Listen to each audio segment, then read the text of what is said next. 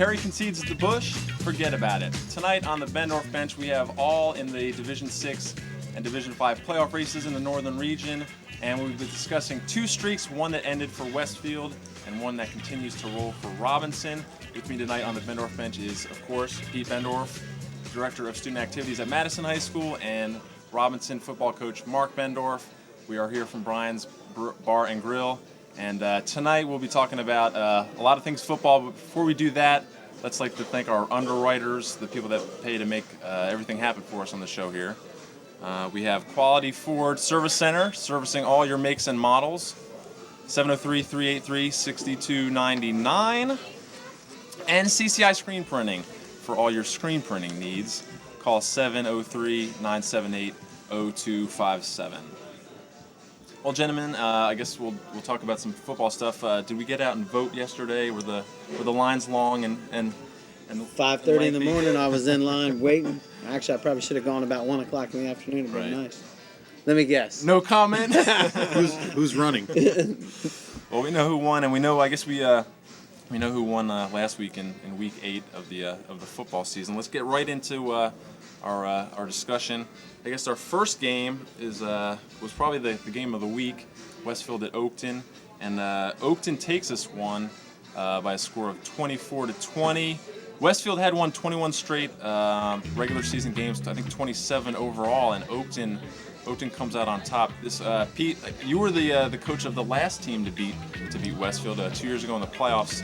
Surprised at this outcome? No, not really. Oakland's got a quality team. They obviously their only loss this season was an outstanding game with Robinson that they were behind early and came back. And same thing in this game, they were down 14-3 and got a break right before halftime with a fumble recovery and were able to score inside of 10 seconds, I believe, and went in at halftime 14-10. Made some good adjustments, and they were the first group that. They were able to contain Royster in the second half. Nice part about the Oakland team is they got some quality playmakers on offense, which has allowed them, to get them some things going. Keith Payne had 2 big touchdowns, and then of course Cody Grimm's been leading their defense. Solid team. Probably 2 teams that have the potential to match up again in the playoffs. The interesting part is the last team that has beat Westfield was Oakland in the first round of the playoffs in 2002, and actually, I think Oakland's the only team that has a winning record against Westfield. Right. So. And I know, in that game, like you said, Evan Royster had a big first half, Right. and normally I think if you think of what Royster's done this season, he's had against Centerville, he had about 50 yards at halftime, exploded in the second half. Right. Does that speak to what Oakland was able to make adjustments in the second half? Well, I think you got veteran coaching staffs on both sides. Oakland didn't panic. I talked with the coaches actually, and they said they made an adjustment what they were doing up front defensive line wise, and it seemed to control the cutback and contain the cutback, and not give them some lanes. He had 180 yards. Of course, he got 80 of it on one run. And, I believe the other 30 carries, he had about 100 yards. So, yeah, that adjustment was, well. And then again, you had turnovers by Westfield. And Coach Braddock said it in the paper, you're not going to play championship football if you're turning the ball over. Mark, your brother was talking about some of the offensive stars for Oakland. Reed Teschner, took over the quarterback role over there. He, for a first-year start, he's doing pretty well. You got a chance to see him, I guess, early on in the season. What's kind of your thought on his performance so far this year? Well, I think our game was kind of his coming out, and certainly an outstanding pedigree with the 2 brothers, which we saw plenty of them that came before him. From Oakland's standpoint, a very impressive 2-game series to knock off Centerville and then come back 1 week later and beat Westfield.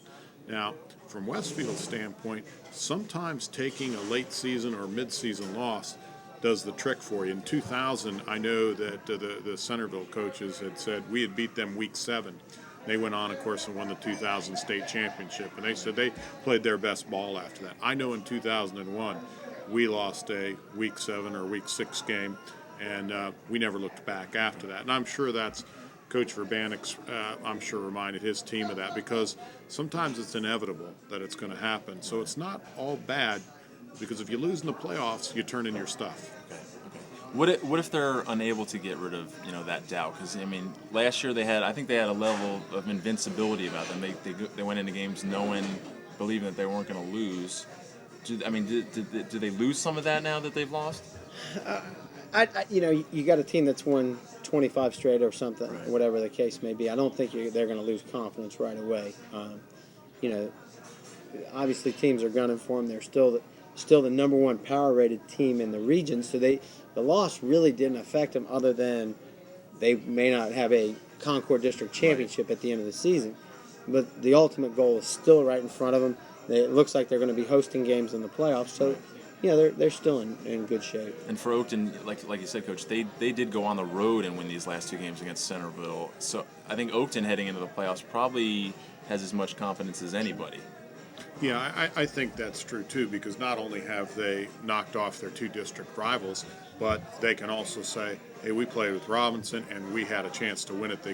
And can arguably say, hey, we outplayed them. So I think they're saying, okay, we've seen the best, presumably, that the region has to offer, not to shortchange some of the other teams, and say, okay, now we know what we got to do. Right. So, yeah, I think they're sitting in a good situation. Why do you think Oakton wasn't maybe viewed in the beginning of the season as maybe a contender for a region title? I know Robinson, Westfield, Centerville got most of the press. Why not Oakton? Well, I haven't been at Oakton. I think, there's a lot of people that, you got your traditional powers. And Robinson and Westfield, and certainly Centerville over the, really proven themselves.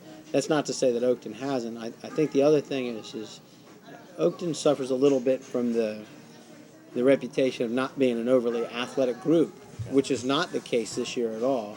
They've always played hard, and you're going to get your best shot when you play them. I think the thing that they've been able to do is they've been able to keep the program going and keep it, and they've got a good run of athletes right now. But the program is certainly moved into the elite group of teams. And that's a lot of talk, and a lot of people go into the season and go, okay, we're just going to automatically install Centerville and Robinson as favorites, in Westfield or whatever. That's typical talk at the beginning of the year. I know that Pete in August made his rounds around the region, being now he's not coaching anymore. He can stop in and see how folks are doing. And he had been out to Robinson twice, and he said very candidly to me, based on what he'd seen around the region, he said Oakton was the most impressive team on the hoof. You recall? Yeah, because I knew what they had lineman-wise, but athletically, it's the best group of skill kids that they've had. And Teschner maturing into the position and being able to get the ball to all those guys and minimize his mistakes, has allowed them really to kind of to prosper. And I knew defensively they were going to be good because they were good last year and they returned the core of their players. The other thing that's I think sometimes overlooked is they went to the state final in 2002. Pete's last year coaching there. When he left and Coach Thompson was elevated, the entire staff stayed on, including Rick Wells, longtime offensive line coach. His defensive staff stayed, and of course, Coach Thompson had been Pete's offensive coordinator. So that continuity can't be overlooked. That's a huge advantage.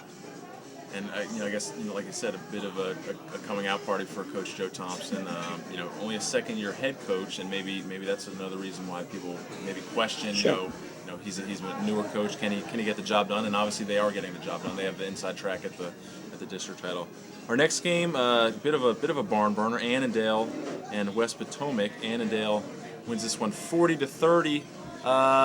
Annandale, this is their second straight win over a winless team. Actually, they beat Chantilly, I think, by a point 2 weeks ago, and they hang on to win this one. Mark, what do you think of this game? Annandale, obviously, probably out of the playoffs, right now, but West Potomac put up 30 points. That's a pretty good job. Yeah, a bit of a surprise to me, and I'm sure other people. We know this over Robinson. First of all, to preface this, we play Annandale last, and they're always our toughest one of our toughest games of the year. So, we know that it's a foregone conclusion. Is it an indication that West Potomac is getting better?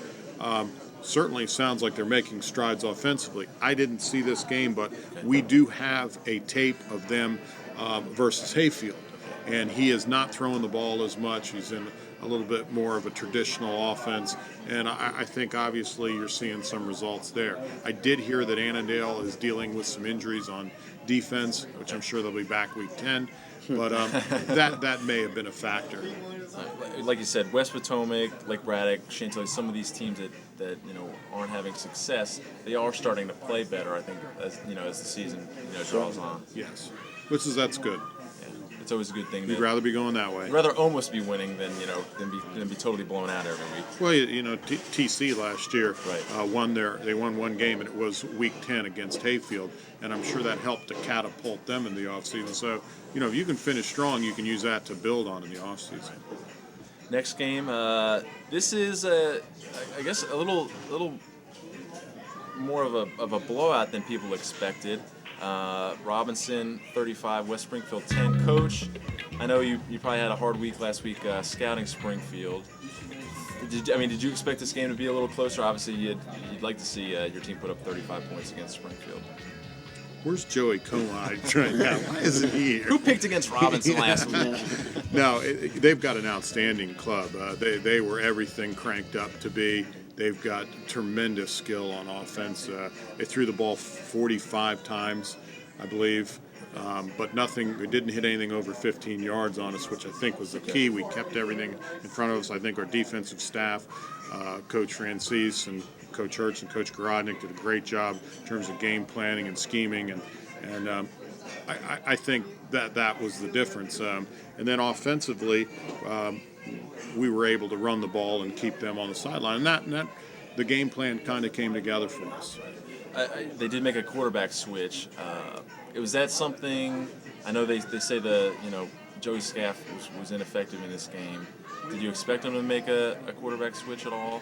Well, first of all, Joey Scaff was not ineffective. Okay. He was close to 50%, I want to say.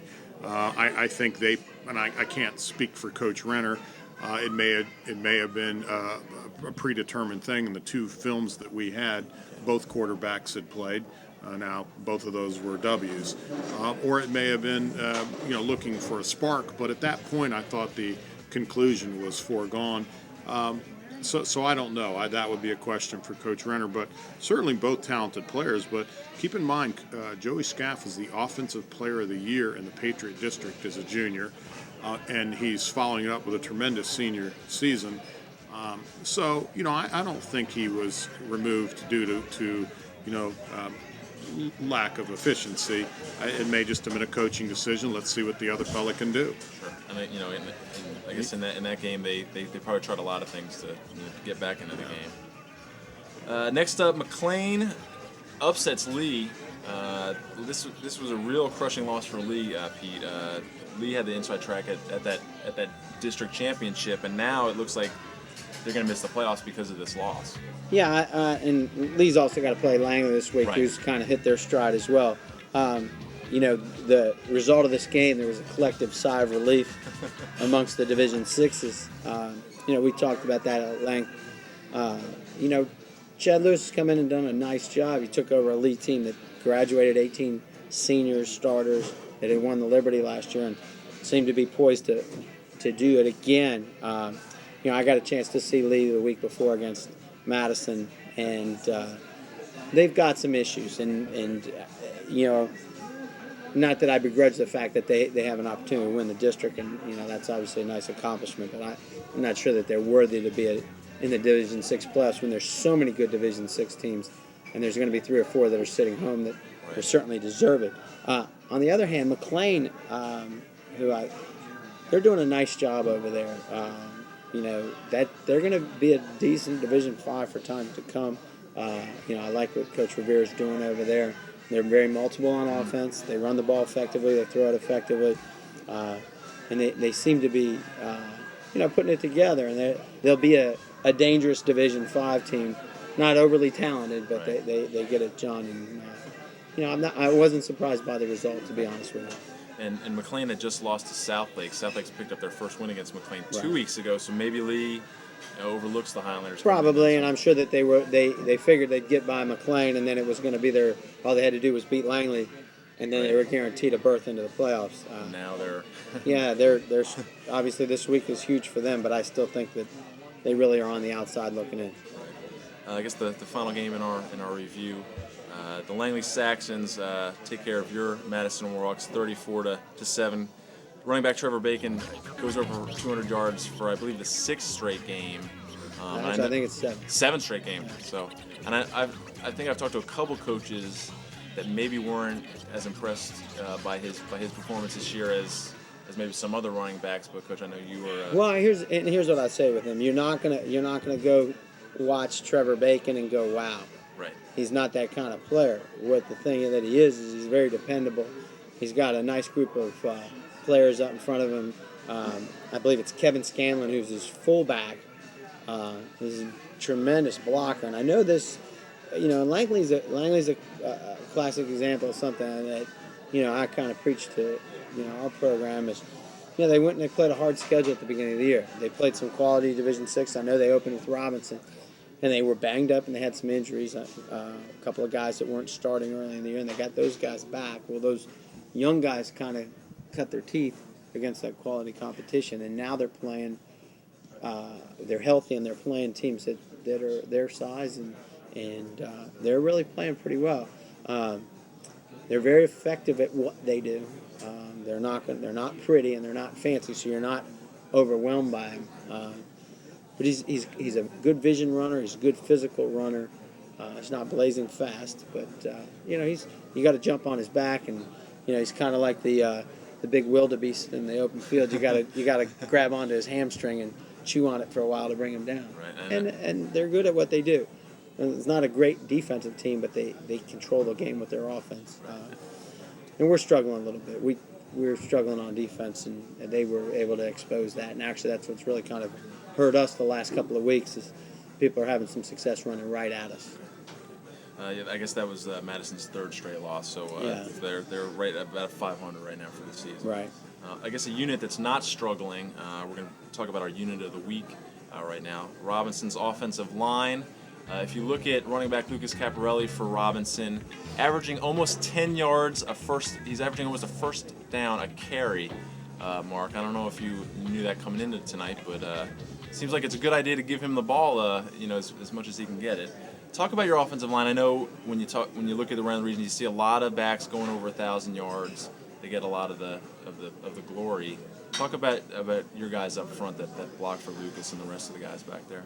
Well, no question, it does start up front. And anybody that's played football or coached football knows that it's a cliche, but the game is one up front. And for us, it's been a little bit by committee. And this last game was very indicative of that. We were hit pretty heavily by graduation there last year. We only really returned 1.5 guys, if that's possible, with experience.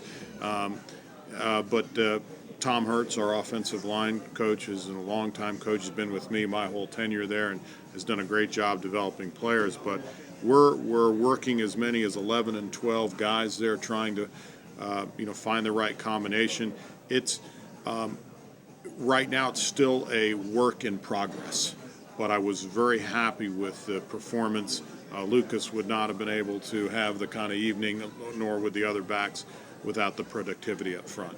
What would you say is the biggest challenge in dealing with offensive linemen? Is it getting them to be strong enough to do what they're learning, or is it just kind of actually learning the game plan, and just going out there and executing it? There's not a simple answer to that question. It's all those things and many more. It's a very complicated position. And in fact, it's interesting. A lot of former coaches were linemen. Okay. I was not, but I know that. I've seen that statistic. And with the changing defenses and the athleticism of the defense and the multitude of plays and the multitude of schemes, for a receiver, his route, the slant route, doesn't change a whole lot from week to week. But for a lineman, the protection schemes change based on stunts, and plus blocking is much harder than what people realize. Right. And it's just a very complicated position. And it's something that, we try to take a lot of pride in. Our linemen work very hard in the offseason to get as strong as they possibly can. Right. But it's a difficult position, but it is key because all running backs look alike without blocking. Pete, I know that, the average fan would probably think the bigger the better on the offensive line. Now I know I've seen some linemen where I've looked at in the past and say to myself, how is this guy being effective? Is that, is the bigger the better always necessarily the truth on the offensive line? No, not at all. In fact, you tend to put the bigger, more or less athletic kid on the offensive line because it's really a place that they can play some of the time. Certainly you want a physical kid. I know at Oakland we had a nice stretch of, all district and all region centers. And I would say on the average those kids were 180 to maybe 200 pounds if we were lucky. And we saw a lot of even fronts where we had to get him out, on linebackers and things like that. The kid has to, number one, be relatively athletic. Doesn't have to be overly fast, but quick in space. And he's got to be very intelligent to play the offensive line. And I think Mark talked about that because there's so much going on and so many things that change up front. So it's not necessarily the biggest kid, and I think most quality football teams are one with kids in that 180 to 210, 215 range that are players because they're not only big and strong, they're athletic. If you get a 270, 280 pound kid who can play, you're fortunate. Right. You're fortunate. Up next, we're going to be talking about our upcoming schedule. We have 4 or 5 games we're going to talk about. Up first, Fairfax versus Madison. Pete, you guys are hosting this one, trying to get off the schneid a little bit. Yeah, and I think it's a critical game for both teams. Matt Shannon, the new coach at Fairfax, they've been a little bit up and down, and certainly they got a nice win last week. And I think it's a team that potentially is going to be very good. We've got a young squad at Madison, and so certainly both teams would like to finish with 2 wins at the end of the season, and get themselves. We'd be 6-4 and have an outside chance at the playoffs. But obviously, both schools are building for next year, so it's a critical Liberty game for us. Next match, West Springfield at TC Williams. TC sitting at 4-4 right now. Mark, if TC can run the table, win a couple of these games the last couple weeks, somewhat of a playoff implication there. I know it's probably playoffs and TC Williams probably hasn't gone in the same sentence in a while, but to talk about their chances down the stretch here. Well, I don't know what all the things that would have to happen for that circumstance to occur, but I know this. They really got hit right square in the chin with Centerville, really put them away and dominated them. And then, of course, West Springfield, it's kind of key for them to bounce back after their game. So, both teams are really probably motivated to get back on the winning track. Be an interesting matchup. And I guess TC, TC West Springfield right now on the outside looking in as far as the playoffs are concerned. But, who knows what can happen. Still only have 2 losses. Yeah. That's Springfield has the best chance there. I mean, Right. TC, and they've got to play Westfield the last week of the season, and obviously that's But huge they can PowerPoint control line. their destiny to a degree. They're 8-2. They'll probably be in. To a degree, yes. Next game we have up Annandale at Lake Braddock. Lake Braddock right now still looking for their first win. Annandale coming off of a 10-point win. How important is it for Braddock to try to get one win to try to heal their psyche a little bit? They've been competitive in the last couple of weeks, and they've been in games. They had West Springfield relatively close, and I think for them, obviously, again, they're a team looking to build for next year. I know he's playing a lot of young guys, and Coach Poitras obviously is looking to the future there at Lake Braddock. Annandale, they want to salvage their season. They really have got off to a great start, and of course they have 2 big games to play down the stretch here with playing Braddock, and then of course finishing their season with Robinson.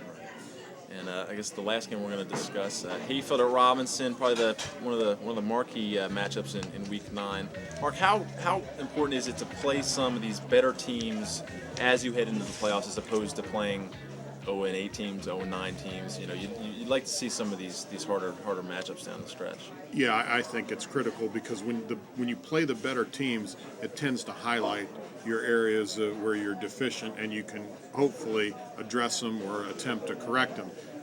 So I think it's a good thing to get challenged late, and as long as you can come out on top and stay injury free and hopefully carry some momentum. We know that Hayfield, because they're another one of those teams that is in the playoff mix. They certainly are. They've got only 3 losses, and certainly with a win over us and a PowerPoint windfall there will be great. So, we expect their best shot, and a lot of coaches will tell you that just from an athlete standpoint, size standpoint, makeup, composition of the team, they have an excellent group of football players on their team, and you kind of get nervous that, it's tonight, Friday night, going to be a night they all put it together. Right. And that, that's got us very concerned. And I guess with that too, you never. I mean, if you're playing a cupcake, there's always a chance that hey, maybe I'll rest some of these kids. These kids are playing against Hayfield. I wouldn't expect to sit many starters in that game. No, we have tremendous respect for their team. Right. That kind of wraps us up tonight. Before we get out of here, we're going to tell you tell about some upcoming programs here on this channel. The FSN and Cox 35 present the game of the week this week in Week 9, Mount Vernon against Jefferson. This is one of your better national district matchups, and I think if Jefferson wins this one, they pretty much control their destiny as far as winning that district. Right. It could go in as a 1 seed. That's right.